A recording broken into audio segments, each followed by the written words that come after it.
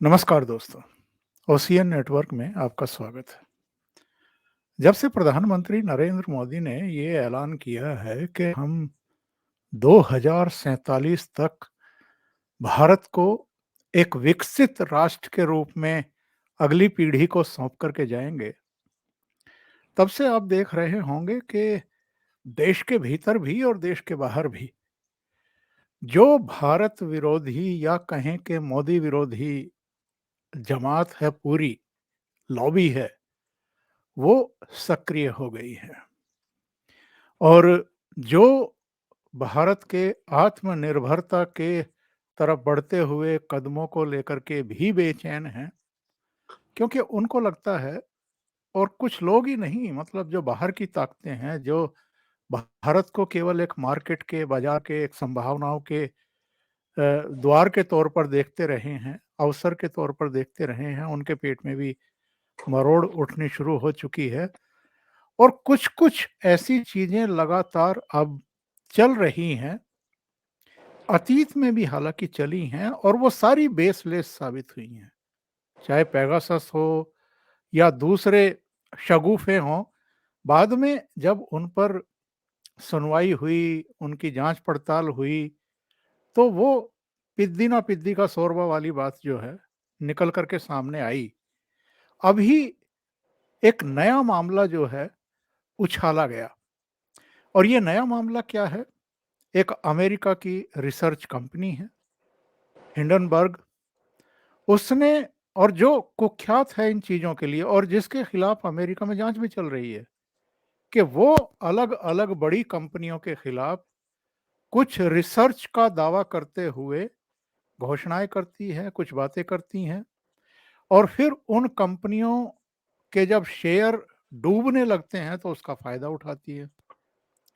लेकिन हमारे यहाँ जिस तरीके से इस प्रकरण को लेकर के विपक्ष की और कुछ मोदी विरोधियों की बाछें खिली हुई हैं, और इसको भी वो एक अवसर की तरह, राजनीतिक अवसर की तरह देख रहे हैं, पार्लियामेंट को फिर से बाधित कर रहे हैं।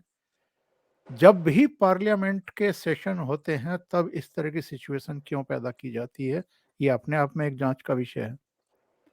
कई विषय हैं जिन पर आज हम चर्चा करेंगे, और मेरे साथ जाने माने विशेषज्ञ, राजनीतिक मामलों के, आर्थिक मामलों के, वैदेशिक मामलों के, सामरिक मामलों के सुमित पीर जुड़ रहे हैं। तो सुमित जी को जोड़ करके चर्चा को हम आगे बढ़ाते हैं।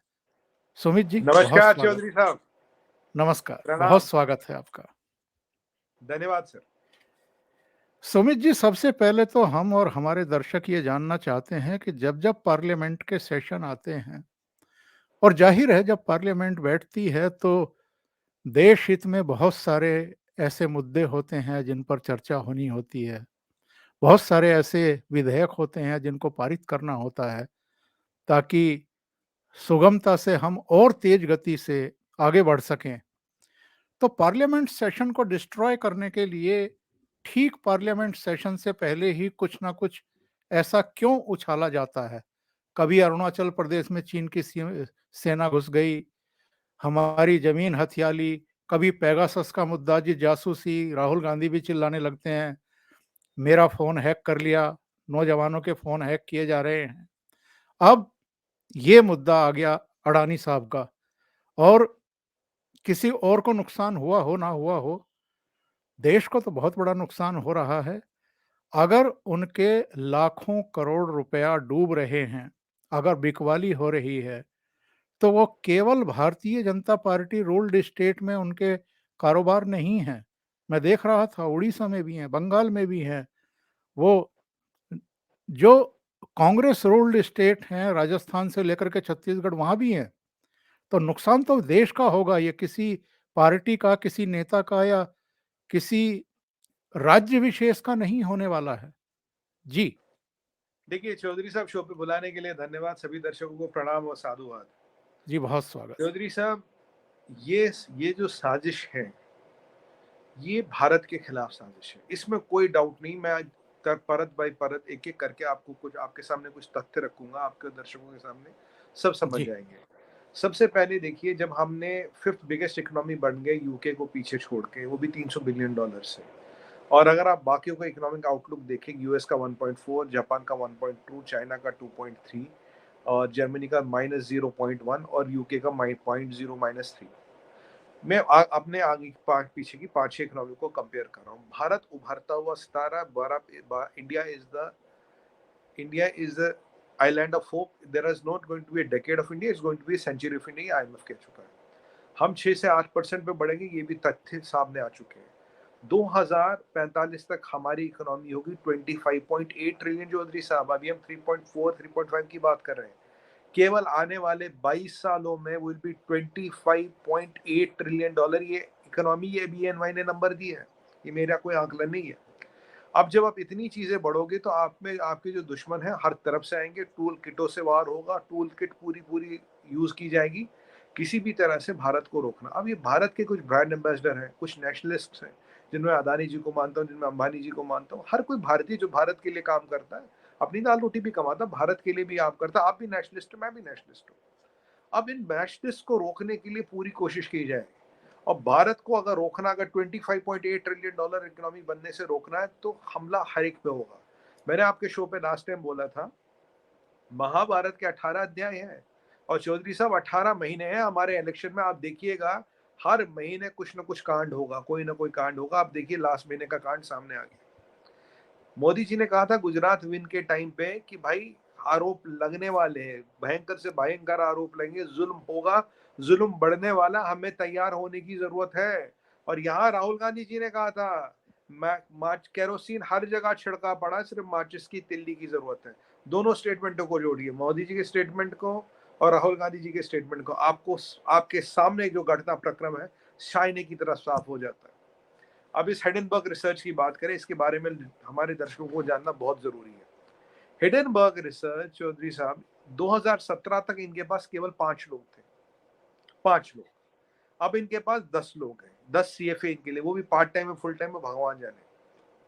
पहली बात, आप बताइए, गौतम अदानी नाम होना क्या गलत है? अगर ये ग्रेरो एंडरसन होता तो ये ठीक था क्या? अगर ये अमेरिकन होता कोई कोई सवाल निशान नहीं लगाता। गौतम अदानी जी जब नंबर 2 पे आ गए थे तो मेरा उसी दिन माथा खनका था कि इन पे अटैक होने वाला है। ये अटैक धीरूभाई अंबानी पे भी हुआ था जब वो उभर रहे थे। और इस हिडनबर्ग में क्या ये झूठ कहना होगा कि इसकी जांच खुद एफबीआई कर रही है? शॉर्ट सेलिंग अमेरिका में लीगल है, पर इन्होंने बहुत से लोगों की सुपारी लेके लिटरली ये सब काम किया है। क्या ये कहना गलत होगा कि ट्विटर का पे जब बेचने का प्रेशर था, जब ट्विटर मना कर रहा था, उन्होंने ट्विटर के रिसर्च निकाल निकाल के ट्विटर की वैल्यू डाउन कर दी? फिर इलॉन मस्क आया, बोलता ठीक है तुम्हारी वैल्यू डाउन है, पर तुम्हें मैं तब भी 45 बिलियन देता हूँ, मैं तुम्हें खरीदता हूँ। ये अभी की कहानी है। क्या ये कहना गलत है? इस इदारे पे खुद एफबीआई की जांच हो रही है। अब अदानी जी की बात करें, अदानी जी की कंपनियां हर कोई प्रॉफिटेबल है, हर कोई प्रॉफिटेबल है। अदानी जी ने कौन सा बैंक डिफॉल्ट किया? अनारजी जी ने कौन सा लोन में डिफॉल्ट किया? अदानी जी ने कौन सा इलीगल काम किया? और एक बात बताओ, अदानी जी का टोटल डेट 3.5 लाख करोड़ है, अदानी जी के एसेट्स 12.5 लाख करोड़ है। और ये एसेट्स ब्लैक एंड व्हाइट है, कोई सॉफ्टवेयर नहीं है, कोई व्हाट्सएप नहीं है, ये ब्लैक एंड व्हाइट एसेट्स है। और उन एसेट्स को लिक्विडेट करके भी पैसा वसूल किया जा सकता है। पीएनबी के सीईओ ने कहा मेरा 70 बिलियन का इन पे वो है, what you call this, exposure है, बट आई एम सेफ। और चौधरी साहब एक और चीज मानने की, देखने की है, 40% डेट ही उनका आता है भारतीय बैंकों से, 60% डेट उनका विदेशी बैंकों से आता है। जब विदेशी बैंक आपको पैसा देते तो ड्यू डिलिजेंस होती है महीनों की। अकाउंट्स ऑफ फाइनेंस की दुनिया में बिग फोर जैसे डेलॉयट, केपीएमजी, ईएनवाई, ये बिग फोर में आते हैं। तो कोई भी ऑडिट, कोई भी ड्यू डिलिजेंस बिग फोर करती, क्योंकि बिलियंस ऑफ डॉलर्स का सवाल है। आज तक जो इनको बिलियंस ऑफ डॉलर्स का कर्जा मिला तो इन पे कई 100 तरह की ड्यू डिलिजेंस हुई। अगर हम अदानी जी पे आज आरोप लगाते तो इसका मतलब जो बिग फोर है उसकी मान्यता और उसकी स्थिरता भी क्वेश्चन मार्क में आ जाती है, सवालिया निशान बन जाता है। बिग फोर की स्क्रूटनी से कैसे बचे अदानी? अगर अदानी ने घपला किया तो बिग फोर ने उसे कैसे अप्रूव किया? इन बैंकों ने कैसे लोन दिया? और क्या कौन सा डिफॉल्ट किया? अगर अगर आज एप्पल का मार्केट कैप $1 ट्रिलियन है तो वो ठीक है। अगर आज हुआवे का मार्केट कैप इतना है वो ठीक है। अगर आज अमेजोन की वैल्यूएशन इतनी है वो ठीक है। आज व्हाट्सएप इतने का वो ठीक है। आज एक छोटा सा सॉफ्टवेयर 44 बिलियन का बिकता है वो ठीक है। पर अगर अदानी जी देश को बनाने का काम कर रहे, देश में इंफ्रास्ट्रक्चर बढ़ा रहे, वो गलत है। और आप देखिए बजट में क्या था, 10 लाख करोड़ हम इंफ्रास्ट्रक्चर में लगा रहे हैं। अगर इंफ्रास्ट्रक्चर लगेगा तो नौकरियां खुलेंगी। व्हाट इज नौकरी? नौकरी इज अपॉर्चुनिटी टू अर्न, रोजगार के अवसर। तो अटैक कहाँ करना? अगर आपको देश को रोकना है, इंफ्रास्ट्रक्चर पर अटैक करो। आप कितने बम लगाओगे, कितना सबोटॉज करोगे, कितने पुल तोड़ोगे? तो वो जो इंफ्रास्ट्रक्चर को चलाने वाली इंजन रूपी कंपनी है, उन पे अटैक करो। तो इसीलिए अदानी जी पे अटैक हुआ। और ये अदानी जी में एक और दिक्कत है, इनकी इनकी जो चमड़ी का रंग है हमारी तरह ब्राउन है। गोरा रंग होता तो दिक्कत नहीं थी, फिरंग नाम होता दिक्कत नहीं थी। और किसी आई और चौधरी साहब, मैं डायरेक्ट बोलता हूँ, किसी आईवीवाई लीग यूनिवर्सिटी का ठप्पा भी नहीं, कोई हार्वर्ड, स्टैनफोर्ड, मिशिगन होते तब तो ठीक था। अब ये कह रहे हैं गुजरात के छोटी सी जगह से आने वाला, एक मध्यम वर्गीय परिवार से आने वाला कॉलेज ड्रॉप आउट बंदा आज दुनिया का सेकंड रिचेस्ट मैन कैसे बन गया इतने कम टाइम में? वो भी भारतीय मूल का, वो भी देशभक्त, वो भी भारत की बात आगे रखने वाला, विदेशों में पोर्ट बनाने वाला। अभी इनका स्वागत हाइफा में हुआ था, इजराइल के प्रधानमंत्री ने किया था। तो अब ये जो भारत और माँ भारती की शाख और शाख को रखने वाला बंदा है, ये जो पेट्रियट है, ये जो नेशनलिस्ट है, इससे है तकलीफ। इन लोगों की लिस्ट बन चुकी है चौधरी साहब, किस किस को रोकना, किस किस को सबोटाज करना है। पर मुझे एक चीज अदानी साहब की अच्छी लगी, एफपीओ फिर भी और सब्सक्राइब हो गया। और अब की बार रिलायंस ने भी शेयर उठाए, जिंदल ने भी उठाए हैं। हमारे भारतीय मूल के जो हमारे भाई है वो सामने है, उन्होंने शेयर उठाए। और फिर जब एफपीओ फुली सब्सक्राइब हुआ, फिर के इन्होंने दूसरा पेज चलाया क्रेडिट स्विस का। क्रेडिट स्विस ने उनके बॉन्ड रिजेक्ट कर दिए। अब क्रेडिट स्विस की मैं आपको बताऊं, क्रेडिट स्विस में 5 से 50 बिलियन डॉलर का लॉस है। आपकी बार पहली बार क्रेडिट स्विस की हिस्ट्री में। क्रेडिट स्विस के ऊपर कई सारे आरोप और एलिगेशन लगी है फंड मिस अप्रोप्रिएशन के। अब क्रेडिट स्विस क्या है, मैं सरल भाषा में बताऊं, जिसको हम स्विस बैंक कहते हैं, ये क्रेडिट स्विस वही है जो हम और आप कॉमन भाषा में कहते हैं स्विस बैंक अकाउंट। ये कौन से बैंक होते हैं? क्रेडिट स्विस ही तो है सबसे बड़ा बैंक।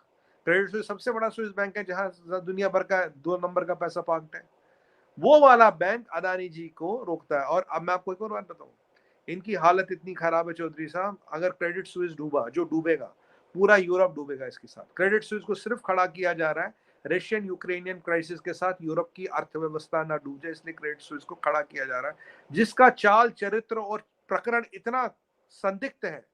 उसके बॉन्ड लेने या रिजेक्ट करने से कुछ नहीं होगा। बेसिकली अदानी का बहाना था, भारत पे निशाना था। अदानी का बहाना था, भारत में निशाना था। मैंने आपको जितनी चीजें बताई ये सारी फैक्चुअल है। इसमें से कोई कोई गलत प्रूव कर ले, मैं आपको माफी मांग लूंगा। अगर आप ये और इनका सारा बैलेंस शीट, इनके सारे पेपर ब्लैक एंड व्हाइट में वेबसाइट पे कोई भी जाके उतार ले। अगर आप इन पे सवाल या निशान लगाते तो आप केपीएमजी ईएनवाई के द्वारा जितने भी आज तक डेलॉइट बिग फोर के द्वारा जो भी जहां भी साइन किया, उन सब पे सर सवाल या निशान लगेगा। क्या हमारा कहना है कि सीएफए 10 सीएफए हैं, ये हेडनबर्ग रिसर्च के, पूरे बिग फोर से ज्यादा शक्तिशाली और समर्थ है? क्या हमारा कहना है कि ये बिग फोर है और जो सारी बैंकिंग व्यवस्था है, जो सारी ड्यू डिलिजेंस की प्रणाली है, जो पूरा हमारा कमांड एंड कंट्रोल है फाइनेंशियल वर्ल्ड का, इन 10 आदमियों के सामने वो घुटने टेकता है? अगर हम ये कर रहे हैं तो इससे बड़ी साजिश और इससे बड़ा ह्यूमैनिटी के अगेंस्ट कोई द्रोह नहीं होगा। This is treason. ये देश के खिलाफ साजिश है, ये ट्रेचरी है, ये धोखा है, और ये केवल और केवल साजिश है। ये जितने भी मैंने पॉइंट बताइए इनमें से गलत कौन है? और फिर वही आपकी बात कि ठीक पार्लियामेंट सेशन से पहले फिर मोदी जी से कनेक्शन जोड़ेंगे। देखो जी, मोदी जी इनके क्या टाइम में हो गया। अगर मोदी जी इनके हितैषी या दोस्त होते तो फिर तो परिस्थिति नहीं आती ना। दिक्कत ये है कि कोई भारतीय मूल का नॉर्मल घर से उठा हुआ लड़का इतना बड़ा आदमी कैसे बन सकता? किसी वाटर मिशिगन नहीं गया, ये कितना बड़ा आदमी कैसे बन गया? रंग भी ब्राउन है, गोरी चमड़ी भी नहीं है, हरे हरे वो ब्राउन हेयर भी नहीं है, नीली आंखें भी नहीं। अरे भाई ये कैसे बन गया? भारत तरक्की कैसे कर रहा है, कैसे बन गया भारत? 2 साल में सर, हम आने वाले 2 से 3 साल में will be the fifth, worst के 4 साल, 3 साल में will be the third biggest economy in the world. और भाई PPP we are already 11.75 trillion dollars. तो ये दिक्कत इनको सता रही है। और यहाँ देखिए, यहाँ सब लोग जुड़ गए हैं, कबाल जुड़ गया है। नहीं ये कैसे हुआ, मोदी जी ने कैसे किया, मोदी जी ये, मोदी जी वो। मैं कह रहा हूँ अगर आप सवालिया निशान लगाते अदानी पे, तो हर चीज पे सवालिया निशान लगेगा। जिसको बिग फोर ने ऑडिट किया, हर चीज पे सवालिया निशान लगेगा। अमेरिकन ट्रेजरी बॉन्ड पे भी सवालिया निशान है, फ्रांस पे भी है, जर्मनी पे भी है, डॉइच बैंक पे भी है, सिटी बैंक पे भी है, एचएसबीसी पे भी है, और डीबीएसपी पे, ओसीबीसी पे भी। दुनिया को कोई ऐसी बैंक और कोई ऐसा फाइनेंशियल संस्थान नहीं जिसपे सवालिया निशान नहीं लगेगा। और हम number 5th stock trading exchange थे। अदानी जी के शेयरों के राउट के बाद हम आ गए नंबर 4th पे। नंबर 4th पे थे, नंबर 5th पे आ गए। और अब या 6 पे आ गए, अब हम सीधा जाके 4 या 3 पे पहुंचेंगे। 5 पे थे, 6 पे आ गए, और चौधरी साहब मेरा ये दावा है will come back, will rebound back, और हम सीधा सीधा जाके रुकेंगे नंबर 4 पे। ये भारत को नहीं रोक सकते सर, ये कोशिश है भारत को रोकने की, और मैं अदानी जी से बिल्कुल सहमत हूं जब उन्होंने कहा ये भारत पे हमला है, ये गौतम अदानी पे हमला नहीं है। जी मैं आपको एक ट्वीट पढ़वाना चाहता हूं और दर्शक भी पढ़ें जरा इसको। जयराम रमेश, सत्ता के सर्वोच्च स्तरों से संरक्षण प्राप्त अडानी महाघोटाले को लेकर विपक्ष द्वारा जेपीसी की मांग के डर से मोदी सरकार ने आज भी सुबह 11 बजे के बाद दोपहर 2:30 बजे तक के लिए संसद के दोनों सदनों को स्थगित कर दिया। अभी कोई जांच नहीं हुई, अभी किसी तरह का कोई साबित नहीं हुआ, लेकिन अभी से इन्होंने महाघोटाला कहना शुरू कर दिया है। दूसरे, इनके एक प्रवक्ता हैं, जरा उनका शुरुआती एक बयान सुनिए और वो किस तरीके से मजे ले रहे हैं एक भारतीय उद्योगपति के ऊपर किसी विदेशी रिसर्च कंपनी द्वारा लगाए गए आरोपों के बाद जो हालात पैदा हो रहे हैं भारत के भीतर, उन पर किस तरीके से ये आनंदित हो रहे हैं। जरा एक 10 सेकंड के लिए देखिए। को ले गया हिंडनबर्ग। 20 साल की मेहनत मोदी जी की,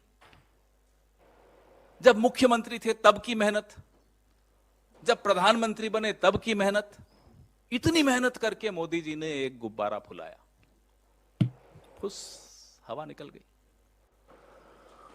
सारे नियम कायदे कानून ताक पर रख के एक आदमी को मोदी जी ने पाल पोस कर बड़ा किया। आज क्या हुआ? मैं इनका बयान पूरा सुनवा करके इनको फुटेज नहीं देना चाहता। मैं एक बस दर्शकों के लिए 10 सेकंड का एक और विजुअल चलाता हूं। इससे आपको पता चलेगा कि देश हमारा बदल कैसे रहा है और इन लोगों को तकलीफ क्यों हो रही है।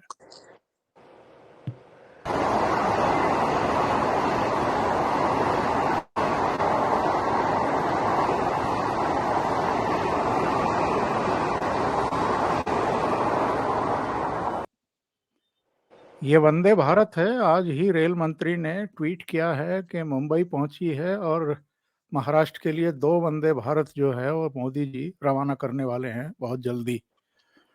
ये जो वंदे भारत से लेकर के और पूरा इंफ्रास्ट्रक्चर, आपका हाईवेज, एक्सप्रेसवेज, वाटरवेज, एयरवेज, हर तरफ जो विकास दिखाई दे रहा है, जो आत्मनिर्भरता की तरफ हम बढ़ रहे हैं, शायद उसी के मद्देनजर मोदी जी ने ये बात कही थी जिसका उल्लेख अभी आपने किया था। वो भी सुनवा देते हैं एक बार। हर आलोचना में से हमारे काम की चीज हमें खोजते रहना है, हमें अपनी शक्ति को बढ़ाते रहना है और कठोर से कठोर झूठे आरोपों को सहने का सामर्थ्य भी बढ़ाना होगा साथियों, क्योंकि अब जुल्म बढ़ने वाला है। अब मान के चलिए, मुझ पर भी बढ़ने वाला है, आप सब पर भी बढ़ने वाला है, क्योंकि ये सहन नहीं कर पाएंगे, ये पचा नहीं पाएंगे। और उसका जवाब यही है। मोदी जी का वो बयान जो अभी आपने सुमित जी जिसका उल्लेख किया था, क्या मान लें कि इनके फ्रस्ट्रेशन का स्तर हाई लेवल पर पहुंच चुका है? 5 महीने की भारत जोड़ो यात्रा करने के बाद भी इनको अभी भी यकीन नहीं हो रहा है अपने आप पर, इसलिए दूसरों पर निर्भर होना पड़ रहा है। चौधरी साहब, इस देश की विडंबना ये है कि इस देश के सपूत मोदी विरोध करते करते भारत माँ का विरोध और अपमान कब कर लेते हैं उन्हें पता ही नहीं लगता। ये लक्ष्मण रेखा कब का पार कर लेते हैं आभास तक नहीं होता। इनके दिल पत्थर के हो गए हैं, इनके इनके शरीर में बहने वाले खून में जहर मिल चुका है। ये सच्चाई है देश की। मोदी जी देखिए, जहां $25.8 ट्रिलियन का नंबर आता है 22 साल में, और 22 साल तक भाजपा की ही सरकार रहने वाली है। 1.5-2 ट्रिलियन से 30 ट्रिलियन का सफर जो भाजपा कराएगी, आप देखिए 3.3 3.4 ट्रिलियन में इस साल के अंदर हम 3.8 पहुंचेंगे। परिकल्पना कीजिए 75 साल में 3.8 और आने वाले 20 साल में उसका लगभग 8 गुना। ये जो डेवलपमेंट दिखेगी, ये जो चीजें दिखेंगी, ये इनकी जड़ों को, इनके आने वाली नस्लों को राजनीति से कोसों दूर उठा के फेंकेगी। तकलीफ वहां की है।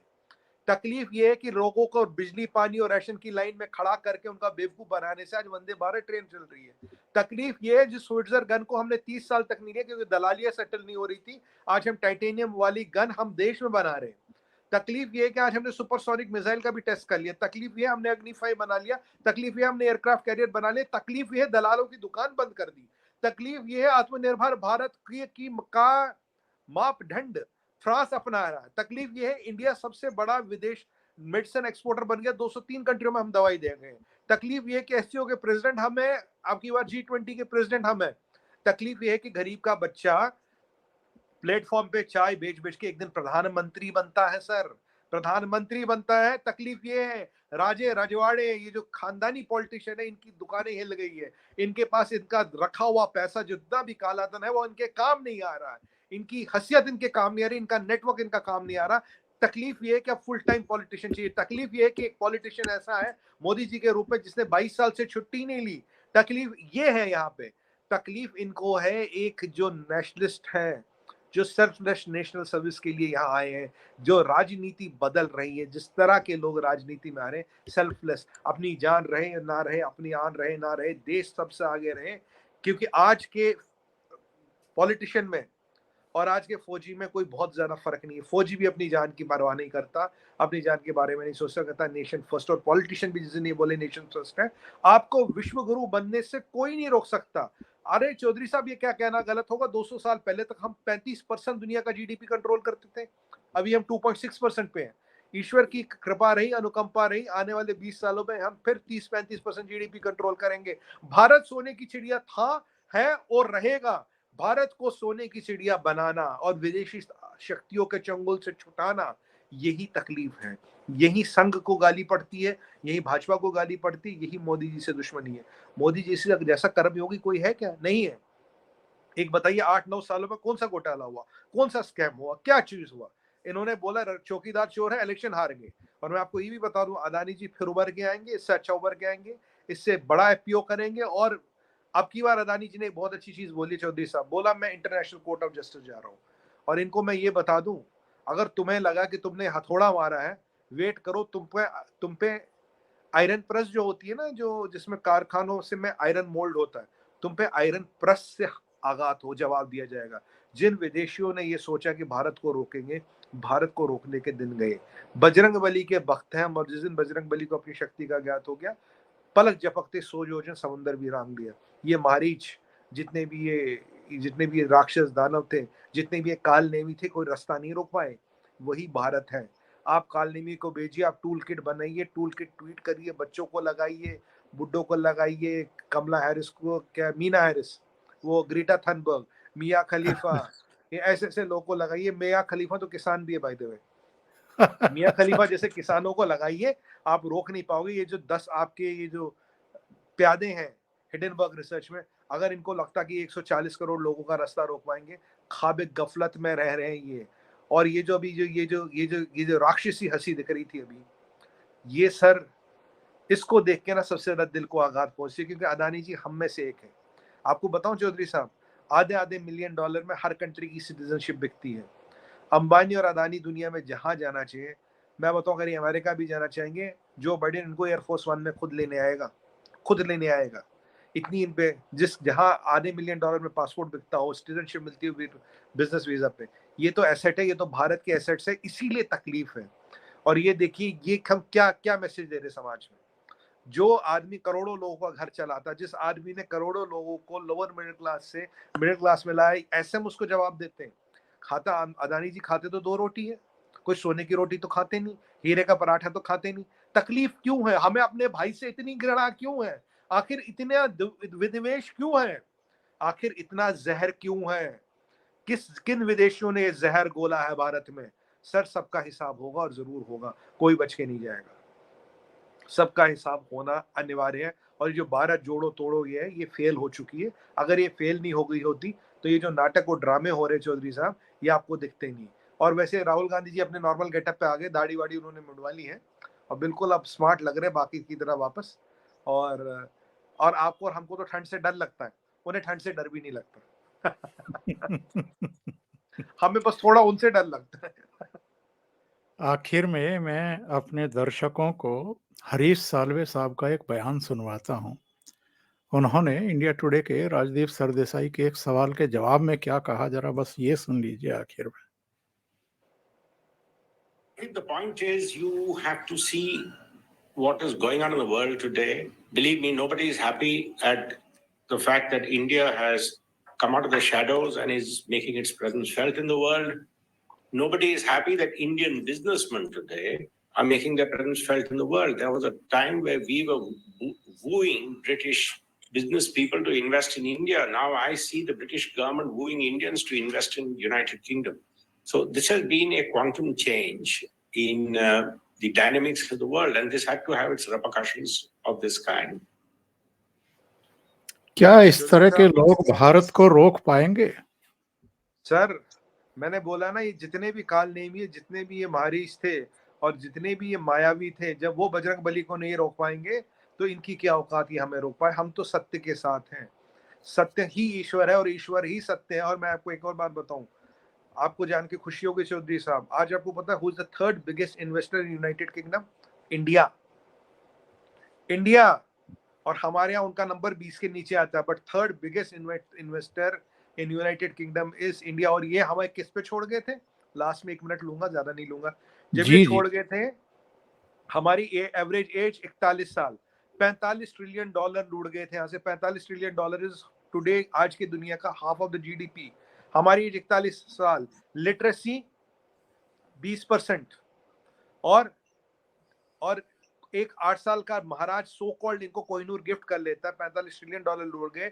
जलियांवाला बाग में इन्होंने कितने मारे सबको पता है। ग्रेट बंगाल फेमिन में 40 लाख हमारे भाई मारे हैं। उसके अलावा जब डार्विन चर्चिल को बोला गया तुमने इंडिया डाइवर्ट खाना क्यों नहीं किया था, इंडियंस ब्रीड लाइक रैबिट, वहां खाना देके कुछ नहीं होगा। और हमें फ्रेजाइल 5 पे छोड़ गए थे, फ्रेजाइल 5 पे।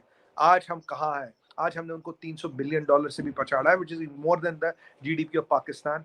आज सवाल ये है कि यूके में हमारे भारतीय मूल का भाई, उनका प्रधानमंत्री है, प्रधानमंत्री भी भारत से जा रहे हैं। और ये शुरुआत है चौधरी साहब, अंत नहीं। जय श्री राम। बहुत बहुत धन्यवाद सुमित पीर जी, इतना समय निकालने के लिए ओशियन नेटवर्क के दर्शकों के लिए। Thank you so much. नमस्कार। Thank you. नमस्कार।